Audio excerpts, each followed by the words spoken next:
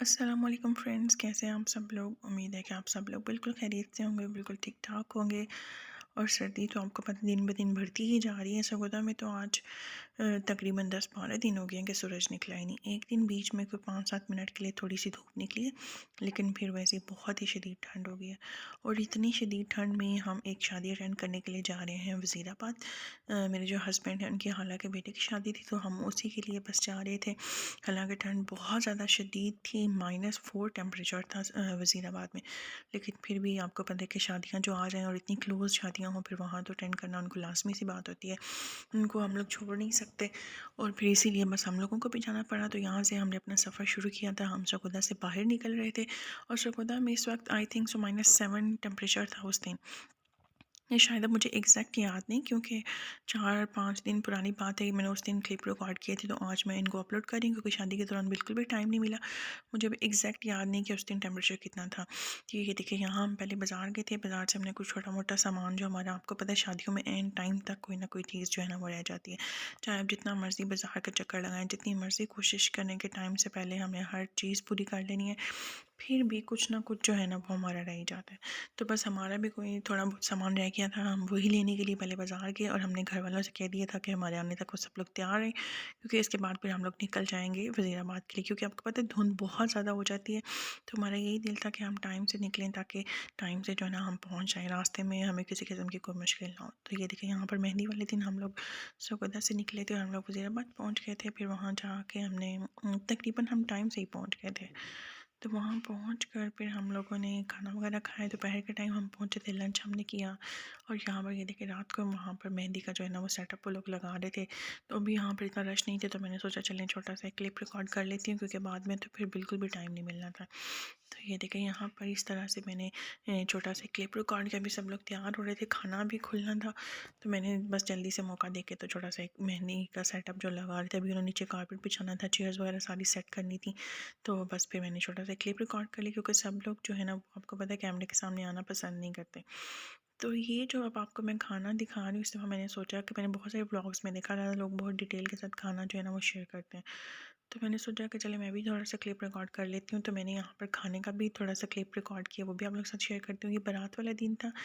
यहाँ पर सबसे पहले उन्होंने सूप सर्व किया, उसके बाद ये फिर सैलड आ गई, जिसमें 2 तरह के सैलड थे। एक रशियन सैलड था, फ्रूट सैलड, और दूसरा जो था ना वो चनों वाला या कोई इस तरह का सैलड था। लेकिन दोनों ही सैलड बहुत ही मज़े के और बहुत ही फ्रेश थे। उसके बाद ये रोस्ट उन्होंने सर्व किया। तो मैंने सोचा जो जो कुछ हमने खाया आप लोग को भी दिखाती जाती हूँ, क्योंकि सर्दियों में आपको पता है कि इस तरह के गर्मा गर्म खाने खाने का वैसे ही बहुत ज़्यादा मज़ा आता है। और इतनी दूर से जब हम लोग शादी अटेंड करने के लिए गए हुए थे, तो डेफिनेटली खाना तो फिर हमने खाना ही था। तो यहाँ पर सूप और सैलड के बाद फिर उन्होंने रोस्ट सर्व किया। उसके बाद चाइनीज़ राइस थे और साथ में मटन था। ये देखिए, मैंने ये वाला सब कुछ लिया। मैंने सिर्फ आप लोगों को दिखाने के लिए हर चीज़ थोड़ी थोड़ी सी ट्राई की, लेकिन इसके बावजूद भी जो रोटी और नान वगैरह वो तो मैंने बिल्कुल नहीं खाया, क्योंकि पता नहीं मुझे राइस ही ज़्यादा पसंद आते हैं। तो रोटी और नान जो है ना मैं बहुत कम ही ट्राई करती हूँ। ये हमारी टेबल थी, यहाँ पर सब लोग खाना खा रहे थे अपना अपना। ये देखें, और ये मेरी प्लेट है। यहाँ पर मैंने अपने थोड़े से राइस लिए, थोड़ी सी मैंने ये सालन लिया, और मैंने बस राइस खाए। और सबसे लास्ट पे फिर उन्होंने ये हमें गाजर का हलवा जो है ना ये सर्व किया, और बहुत ही मज़े का हलवा था, बहुत अच्छा टेस्ट। और सबसे अच्छी बात मुझे इस होटल की ये लगी कि इन्होंने जो चाय थी वो आपके टेबल पे सर्व किया, आपको इस तरह से थर्मस के अंदर, यानी जो फ्लास्क होती है उनके अंदर ही इन्होंने टी जो है ना वो हर जगह पर टेबल के ऊपर ही सर्व की। यानी पहले तो अक्सर ऐसे होता है कि वो बाहर एक साइड पे वो बड़े बड़े से ड्रम्स होते हैं, जो भी मतलब चाय वाला होता है वो रख देते हैं, वहाँ से खुद हर किसी ने जाकर चाय लेनी होती है। लेकिन इस होटल की सबसे अच्छी बात मुझे ये लगी कि इन्होंने हर टेबल पर थर्मस के साथ जो है ना वो चाय सर्व की थी, ताकि किसी को कोई मसला ही ना हो इतनी ठंड में इधर उधर जाने का। और टेबल के ऊपर ही हर चीज़ उनको अवेलेबल थी। और ये देखें, बहुत ही मज़े का हलवा था, इसमें बहुत अच्छी क्वांटिटी में उन्होंने खोया भी डाला हुआ था, बादाम बहुत सारे थे। मतलब बहुत अच्छा टेस्ट था। ओवरऑल खाना जो था बहुत ही ज़बरदस्त था, बहुत अच्छा खाना था।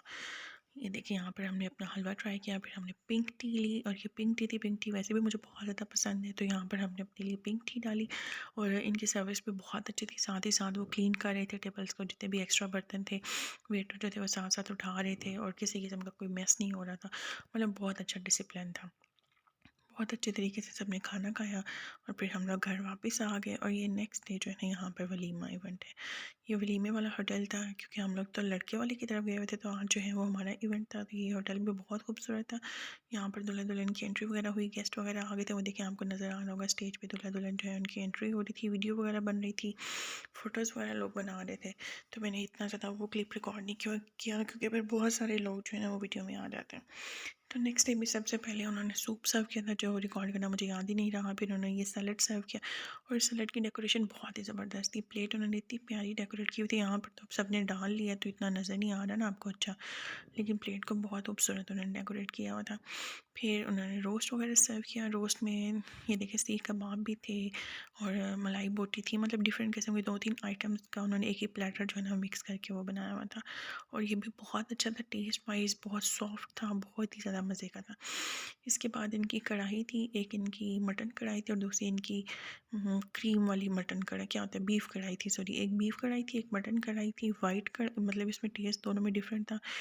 जो मटन वाली थी आई थिंक सो वो वाइट कढ़ाई थी, और जो दूसरी थी वो बीफ कढ़ाई थी। मुझे एग्जैक्ट इतना मुझे नहीं फ़र्क समझ आती है इनकी क्या होती है, लेकिन बहुत ही अच्छा खाना था। फिर इन्होंने भी सब स्वीट में जो है वो गाजर का हलवा सर्व किया, क्योंकि आपको पता है सर्दियों में हर जगह पर यही होता है कि जो भी स्वीट्स होती हैं होटल्स वगैरह में, वो गाजर का हलवा ही लोग प्रेफर करते हैं, या फिर किसी भी किस्म का हलवा, क्योंकि लोग ज़्यादातर यही पसंद करते हैं।